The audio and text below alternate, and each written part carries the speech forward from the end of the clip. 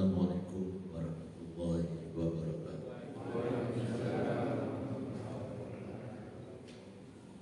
Alhamdulillahirabbil alamin wal aqibatu lil wala udwana illa 'alal zalimin.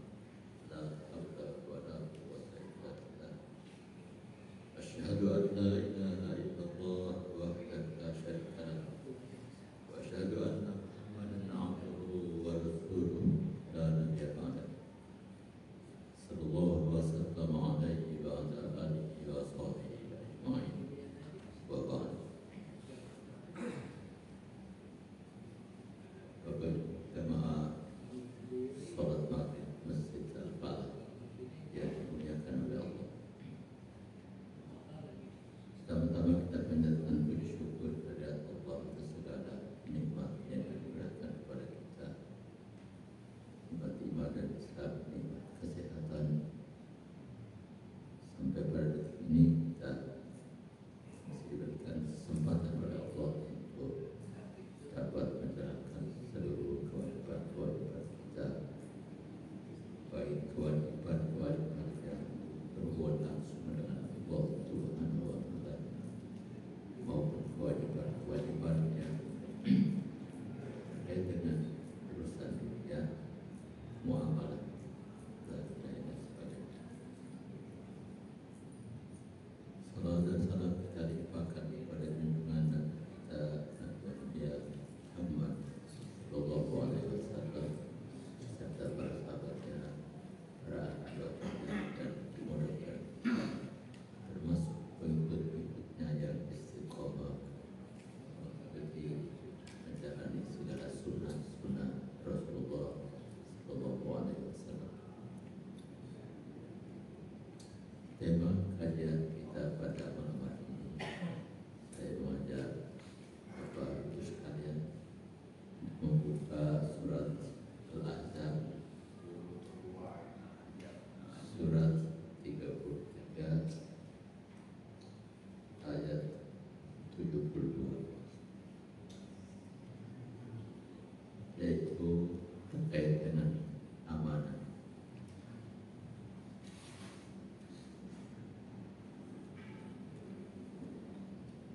Surat Al-Ahzab ayat 2, dan sebagaimana biasanya kita akan awali kajian surat Al-Ahzab ayat 2 dengan terlebih dahulu membaca bersama-sama untuk mendapatkan manfaat dari bacaan Al-Quran, baik memenuhi kita Rasulullah sallallahu alaihi wasallam mendapatkan syafaat Al-Quran di hari kiamat kelak, maupun dengan membaca setiap huruf hijaiah yang kita dapatkan dinilai satu kebaikan dan bertangan menjadi 10 kalimat. Itu silakan bagi yang di sampingnya ada Al-Quran mushaf dibuka, kita baca bersama-sama.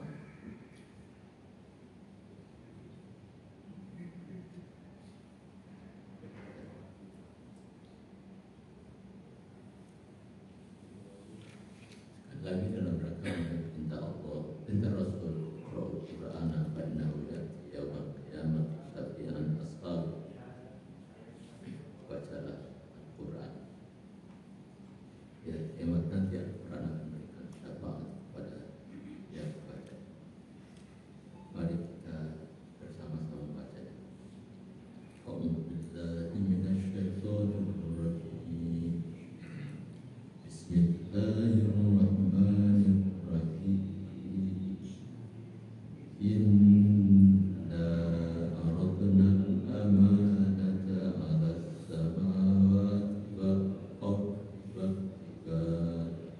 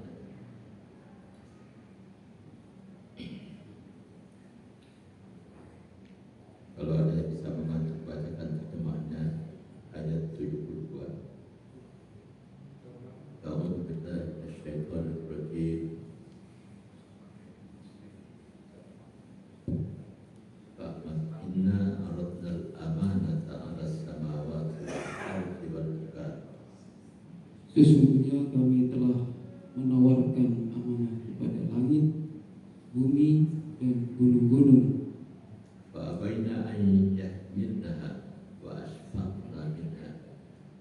tetapi semuanya enggan untuk memikul amanah itu dan mereka khawatir tidak akan melaksanakannya. Wa hamalaha al-insan, Oleh manusia, dipikul oleh amanah manusia. innahu kana zaluman jahula. Sungguh manusia itu sangat zalim dan sangat bodoh.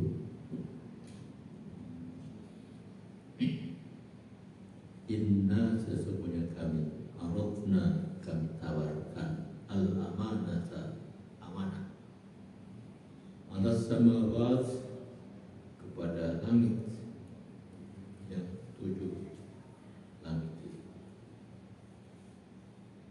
Karena dalam bentuk jamak, ala samawat, tidak as-sama, wal ard, bumi, wal jibal, dan gunung-gunung.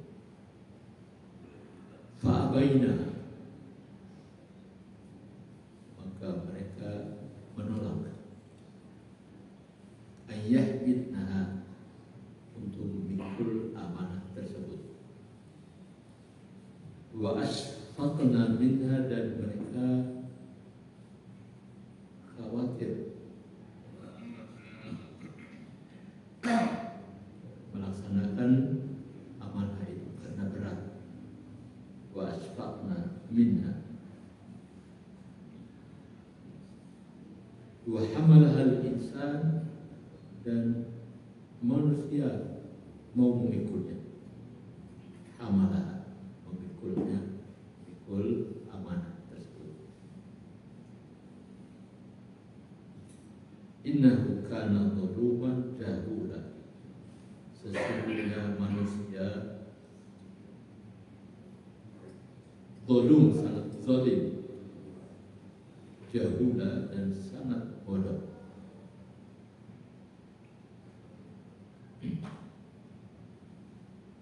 Itu ayat yang akan kita bahas lebih lanjut terkait dengan kata amanah dalam ayat.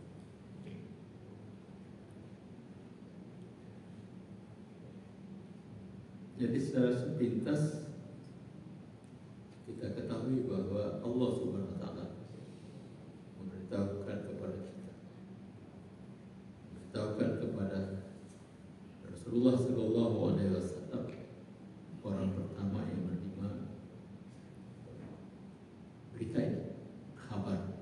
Yukhbiru ta'ala, Allah memberitahukan, mengabarkan kepada kita tentang apa? Tentang dia telah menawarkan baik kepada langit, as-samawat, 7 langit. Kalau satu saja itu as-sama, idza as-sama'u fatarat, apabila langit itu terbelah. Nah, di sini as-samawat, bilang Allah tawarkan kepada langit-langit itu, disebut langit-langit jadi mana? Bayang kita plafon rumah, langit-langit. Langitnya ada di atas kita.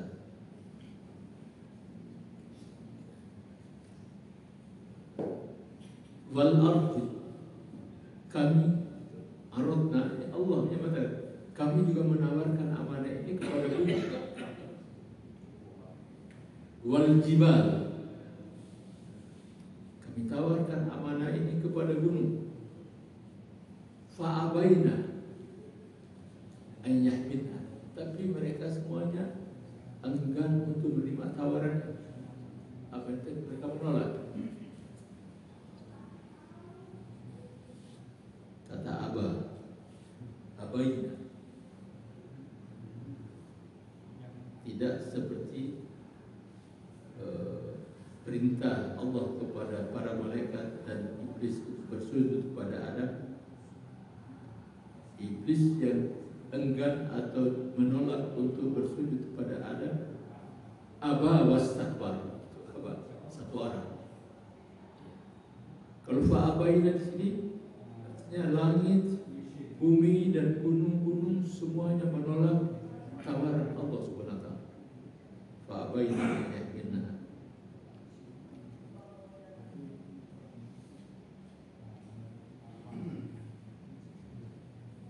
Wa yasfaqna, mereka khawatir tidak bisa memikul amanah ini. Wa yasfaqna. Wa hamalha al-insan, dan manusialah yang mau memikul amanah ini.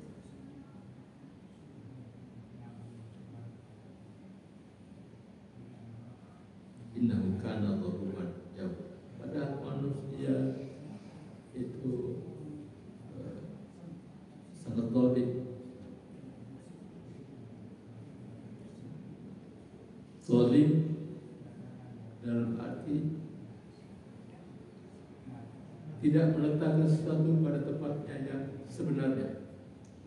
Zalim dalam arti bisa berbuat aniaya. Zalim dalam arti tidak adil. Manusia sudah begitu jahula lagi, bodoh.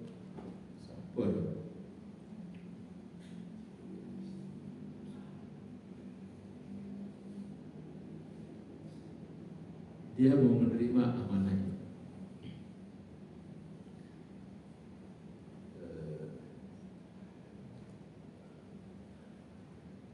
Ibnu Katsir dalam tafsirnya menjelaskan tentang ini. Apa itu yang dimaksudkan dan apa?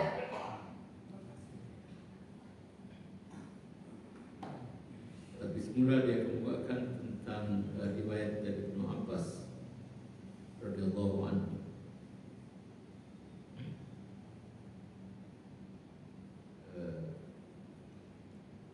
Dia mengatakan bahwa Allah Subhanahu wa taala menawarkan ayat ini, tapi sebutkan qabla an ya'ridaha ala Adam, sebelum dia tawarkan kepada Adam alaihissalam.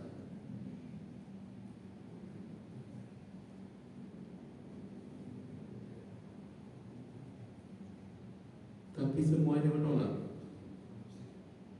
Faqala li Adam inni qad aradtu al-amanata 'ala as-samawati wal ardi wal jibal.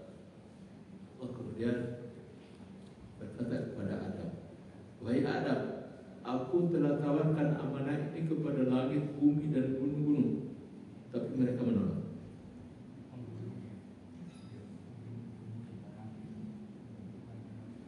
Fahal anta akhidun biha, fahal anta akhidun bima fiha, apakah kamu sanggup untuk mengambil menerima amanah ini dengan segala risiko? Qala ya Rabb, wa fiha. Adam bertanya kepada Allah, apa yang terkandung dalamnya, apa risikonya kalau saya menerima amanah ini? Qala in ahsanta jazait, kalau engkau berbuat baik, kalau engkau baik menerima amanah ini, aku akan berikan balasan kepada. Wa in asa'ta uqibta, jika engkau berbuat tidak baik atau salah atau tidak menjaga amanahnya dan sebaik-baiknya, maka engkau akan dihukum.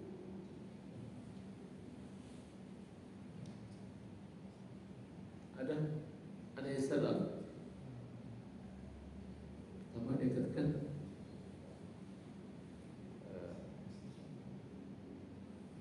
disebut disebutkan dalam riwayat yang lain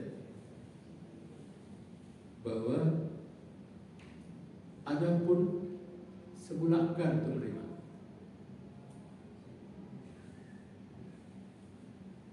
tapi Allah Subhanahu wa taala memberitahukan kepadanya bahwa kalau engkau bisa menjaga matamu, telingamu, kaki tanganmu, aku akan bantu. Ada membayangkan bahwa langit, bumi, dan gunung-gunung saja enggan untuk menerima amanah ini. Bagaimana dengan manusia yang lemah? Tapi karena Allah Subhanahu wa taala menjanjikan, kalau kamu menjaga amanah ini sebaik-baiknya, aku akan bantu. Menjaganya apa? Jaga matamu, telingamu, mulutmu, kaki tanganmu. Maka kalau gunung, bumi, dan lain sebagainya ini berat menerimanya, kamu mampu untuk menerimanya. Dan kalau kamu terima, maka tadi disebut baik, aku balas dan kebaikan, dan kalau tidak baik, maka aku akan hukum. Ya, tentu manusia ketika dijanjikan kebaikan, orang dengan serta-merta akan menerima ini. Itu manusia seperti itu. Kadang-kadang dia lihat dari kebaikannya saja, balasannya apa? Balasannya surga. Adam alaihissalam telah merasakan hidup di surga. Ketika Allah menjanjikan kebaikannya adalah balasan di surga, dia kepingin menikmati kembali kehidupan di surga ini, sehingga dia menerima dengan tentu segala upaya agar supaya amanah diterima sebaik-baiknya. Ya, di dalam riwayat yang lainnya, di dalam tafsir disebutkan bahwa langit ketika ditawarkan ini, mereka juga bertanya, apa amanah? Amanah sederhana saja, sama seperti pertanyaan jawaban kepada Adam. Amanah ini, kalau kamu terima dan kamu jalankan dan sebaik-baiknya, maka akan diberikan balasan. Dan kalau kamu salah menerima atau melaksanakan, maka akan dihukum. Nah, itu Ibnu Abbas mengatakan amanah yang dimaksud adalah atau ketaatan.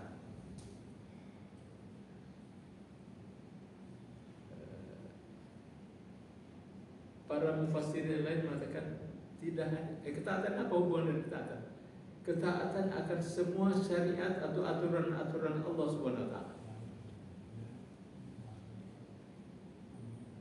Dalam riwayat disebutkan bahwa langit, bumi, dan gunung-gunung enggan menerima ini hanya karena risikonya tadi, diberi balasan kebaikan atau hukuman kalau dia salah. Mereka mengatakan bahwa kalau ada kaitan dengan balasan baik atau buruk, kami tidak mau. Pokoknya kami taat saja. Kalau soal ketaatan, kami akan tunduk taat. Tapi kami tidak mengharapkan balasan dari itu. Itu kata apa? Jawaban daripada langit, bumi, dan gunung-gunung itu. Kok bisa terjadi dialog antara Allah dengan langit, dengan gunung-gunung, dengan bumi? Bagaimana bentuk dialognya? Tapi saya lihat di dalam surat Fussilat ayat 20-21. Dalam surat Fussilat ayat 20-21 sebagai contoh saja bahwa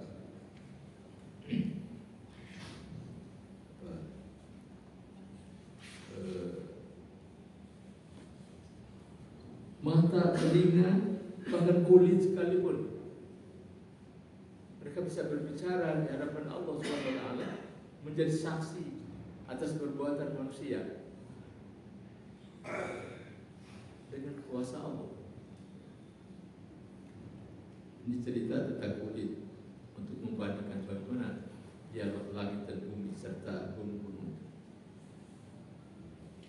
Dalam surat Fussilat ayat 21, hatta idza ma ja'uha syahida 'alaihim sam'uhum wa absaruhum wa juluduhum bima kanu ya'malun.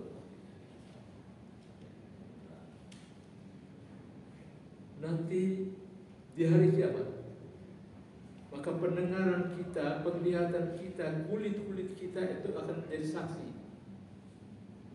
tentang amal perbuatan yang kita lakukan di dunia. Nah, disitulah anak Adam atau manusia mengatakan bahwa dijuludi.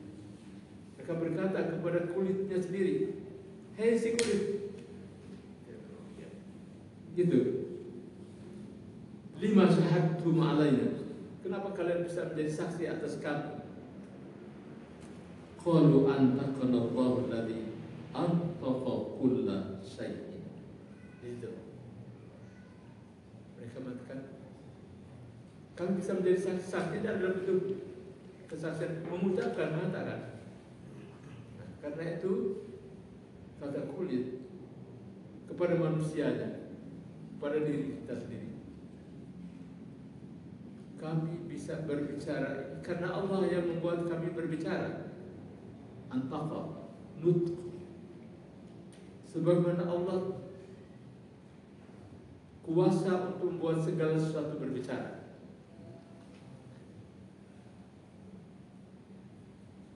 Dalam surat Fussilat ayat 21, antaqana Allahu alladhi antaqa kulla syai'in wa huwa khalaqakum awwala marrah. Segala sesuatu bisa dibuat berbicara oleh Allah SWT, dan Dia yang menciptakan kamu di awal kejadian kalian. Kenapa tidak bisa? Jangan dikira bahwa hanya kita saja yang bisa berbicara. Buatan manusia sekarang saja sudah bisa berbicara. Ini barang mati, benda padat, tapi bisa mengeluarkan suara. Itu buatan manusia. Kenapa dia bisa bersuara? Karena ada sinyal, kira-kira ruhnya. Maka kalau manusia saja bisa membuat benda mati ini bersuara, Allah yang menciptakan manusia, kenapa tidak bisa membuat langit, gunung, bumi bisa berbicara, ya, bisa berbicara.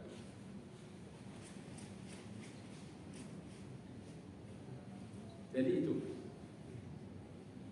inna aradna al-amanata 'ala samawati wal ardh. Kami tawarkan kepada langit, bumi dan gunung-gunung untuk menerima amanah, tapi mereka semuanya menolaknya. Hanya karena di situ ada resiko balasan baik berupa kebaikan atau keburukan. Nah, oleh karena itulah para ulama menafsirkan amanah ini dengan ketaatan dan juga al-faraid, kewajiban agama.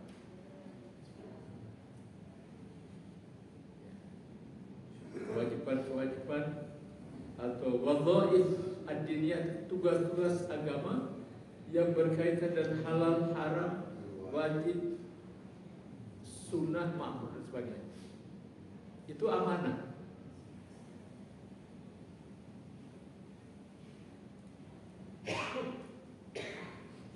Yang kalau kita lakukan, kita jalankan sesuai dengan petunjuk Allah Subhanahu wa taala, akan diberikan balasan. Apabila kita menyalahi segala tugas-tugas keagamaan ini,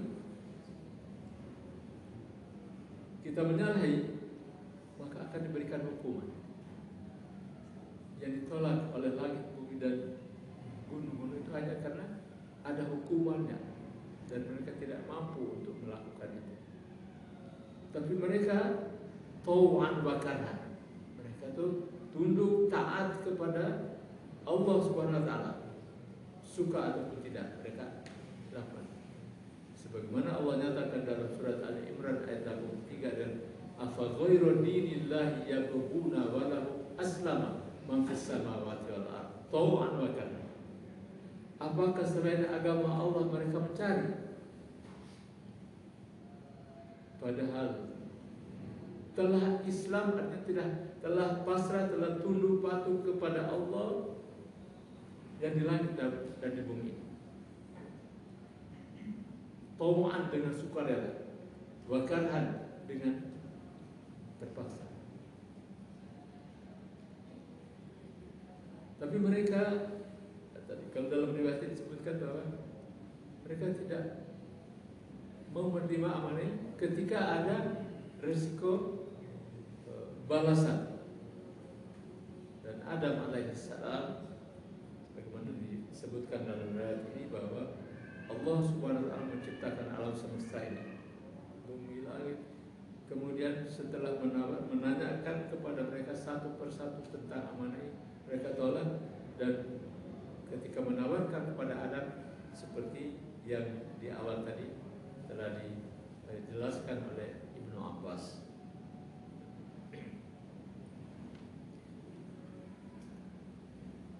Jadi amanah dalam ayat ini seperti juga dikatakan Imam Qatadah adalah ad-din wal faraid wal hudud. Ad-din itu kan aturan, faraid itu kewajiban-kewajiban, al-hudud itu artinya batasan-batasan yang mana harus kita penuhi dan mana yang harus kita jauhi. Batasan yang intinya tadi adalah annahat taklifu, ia adalah pembebanan, hukum taklif. Wa qabulul awamiri wan nawahi bisyartiyah. Hukum taklif tadi tentang kewajiban yang dibebankan oleh Allah Subhanahu wa taala kepada manusia, yang diterima baik perintah maupun larangan dengan syarat tadi, apabila kita baik menerima amanah ini akan berikan balasan, tentu kita mengharapkan bahagia di dunia dan juga bahagia di akhirat. Wa huwa annahu in qama bidzalika usiba wa in tarakaha muqiba.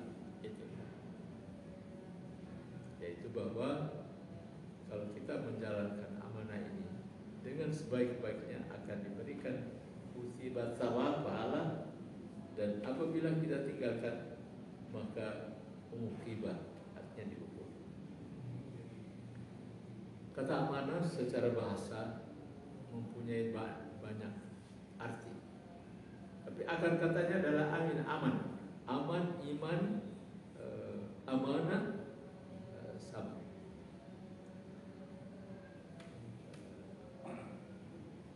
Dari segi bahasa, amanah adalah lawan dari khianat. Dalam pengertian lainnya amanah artinya janji, al-ahd.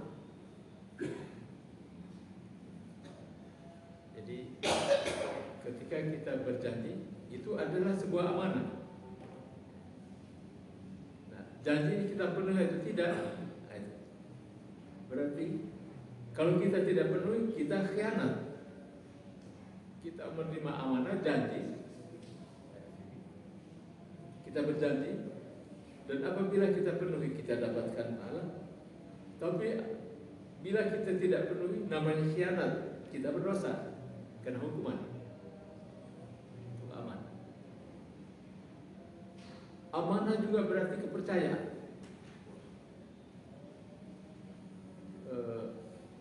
Dalam hadis Rasulullah Sallallahu Alaihi Wasallam disebutkan ini, al-muadzin mu'taminul qaul. Muazzin itu adalah orang kepercayaan satu kaum. Kata Rasulullah SAW. Kenapa? Seorang muadzin dikatakan orang yang amanah, orang kepercayaan kaumnya. Karena dialah yang sangat menentukan tentang kapan datang waktu subuh, waktu zuhur, waktu asar, waktu maghrib. Oleh karena itu para ulama mengatakan bahwa ada 3 unsur amanah ini yang dimiliki oleh seorang, sehingga dia dikatakan sebagai amin. Al-amin. Rasulullah Sallallahu Alaihi Wasallam digelar dengan al-amin, artinya orang yang terpercaya, orang yang jujur. Nah, kata lain dari amanah, lawan dari al-amanah as-sidqu, lawannya adalah al-kidb, kadhib. Jadi orang yang amanah itu orang yang jujur, dan lawannya adalah pembohong atau pendusta, pengkhianat. Orang yang amanah adalah orang yang terpercaya.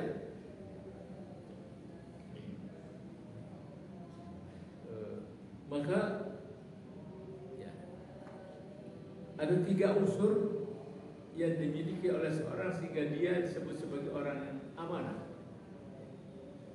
Yang pertama adalah iffat. Dia mampu menjaga diri untuk tidak merusak amanah itu. Karena ini ada hak orang lain. Dia tidak mengambil hak orang dari sesuatu yang diamanahkan kepadanya.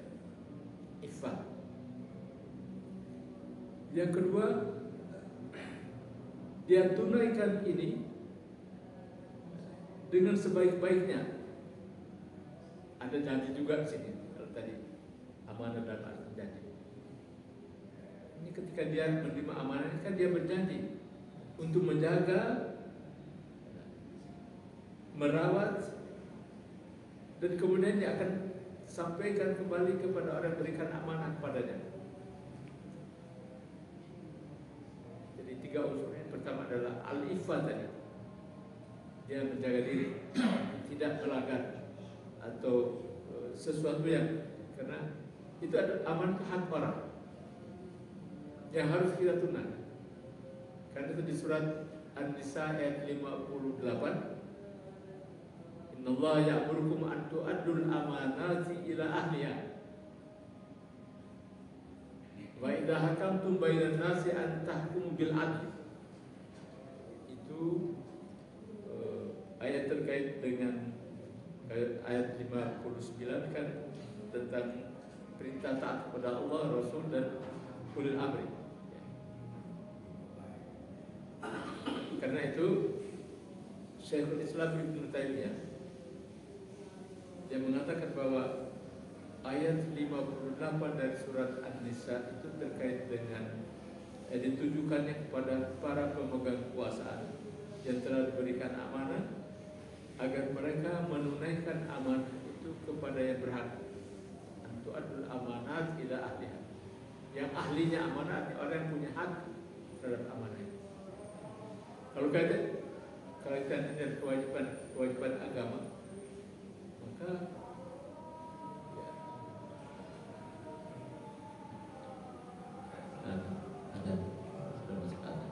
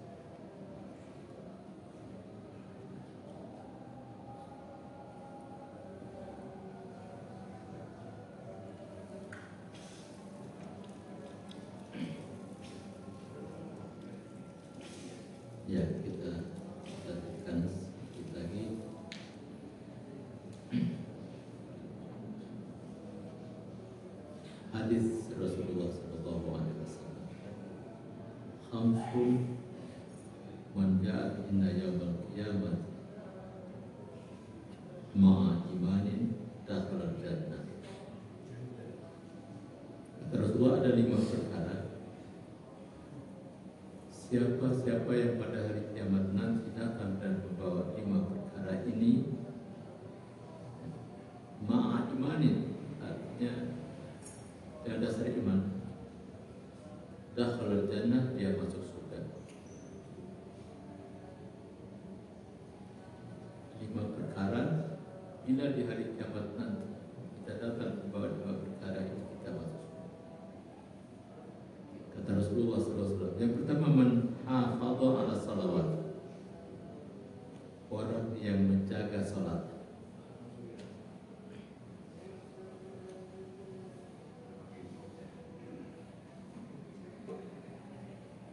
Man hafadha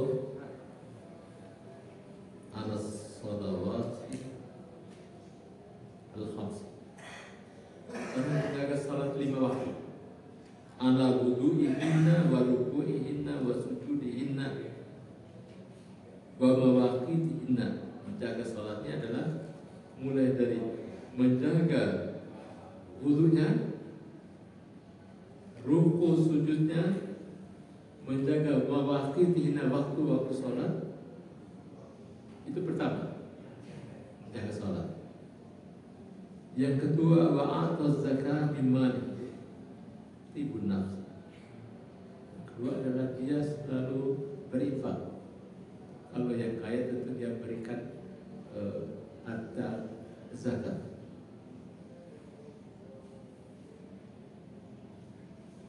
Tibun nafs artinya dia dengan hati yang senang, dan senang hati berikan, tidak dengan paksa.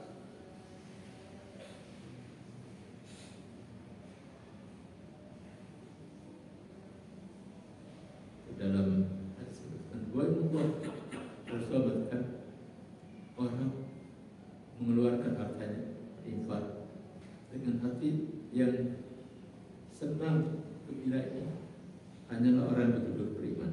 Wa Allah la yaf'alu dzalika illa mu'min. Yang kedua, berinfak. Yang ketiga, shaum Ramadan, dia puasa Ramadan. Yang keempat, wa hajjal bait, idza istata'a, dia menunaikan ibadah haji kalau dia mampu. Dan yang kelima adalah wa adal amanah, dia menunaikan amanah.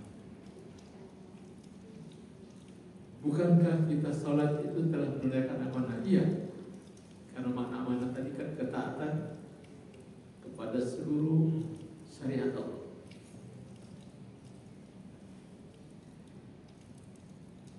Bukankah kalau kita berinfak, berzakat itu sudah menunaikan amanah? Iya.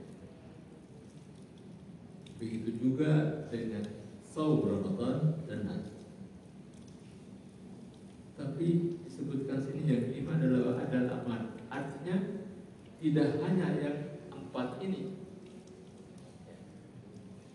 Artinya dituntut agar supaya kita menjalankan seluruh syariat Allah, aturan-aturan Allah dalam kehidupan kita. Tidak hanya 4. Yang 4 itu adalah salat, shaum, zakat, dan haji kalau mampu. Nah, kalau haji tidak mampu, yang kelima ini, wa adal amanah, dalam arti dia menunaikan seluruh syariat Allah tentu sesuai dengan kemampuannya. Karena Allah selalu fattaqullaha mastata'tum. Pada Allah bertakwalah sesuai dengan kemampuan.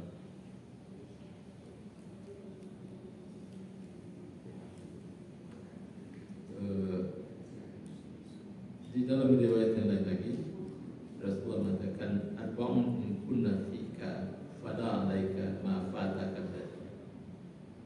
Ada 4 hal yang bila ini kau miliki, maka dunia ini seakan. Yang pertama adalah hifdzu amanah,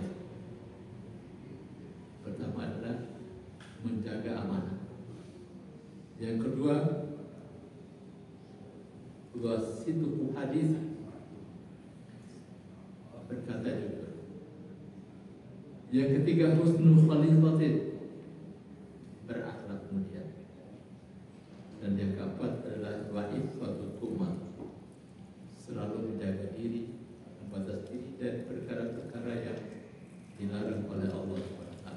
Maka itu sampai pada masalah-masalah yang mubah pun dia menjaga diri tidak terlibat. Empat hal ini juga semua terkait, sudah termasuk dalam bagian amanah tadi. Di hadis ini dikemukakan oleh Ibnu Katsir dalam rangka untuk memperjelas bahwa begitulah apabila kita menaikkan amanah ini semua, maka kita akan mendapatkan balasan kebaikan dari Allah Subhanahu wa Ta'ala. Apalagi kepada mereka yang diberikan amanah lebih luas daripada itu. Para ulama mengatakan bahwa amanah itu ada yang dalam diri kita sendiri, ada yang terkait dengan orang lain, keluarga kita, atau hidup tetangga kita. Itu semua kaitan dengan aturan atau syariat Allah yang mengatur bagaimana hubungan kita dengan diri kita sendiri, hubungan kita dengan sesama manusia dan keluarga, dengan tetangga, dengan masyarakat seluruhnya, dan hubungan kita dengan Allah SWT dalam beribadah kepada Allah. Demikian Bapak Ibu sekalian, penjelasan kita tentang surat Al-Ahzab ayat 72 dan topik Al-Amanah.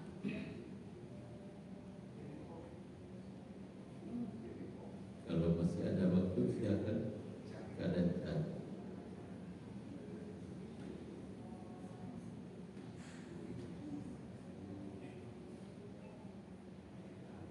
Tidak ada, kita akhiri dan bersama membaca menutup kajian kita dan bersama baca doa kepada majlis. Subhanallahumma wa bihamdika asyhadu an la ilaha illa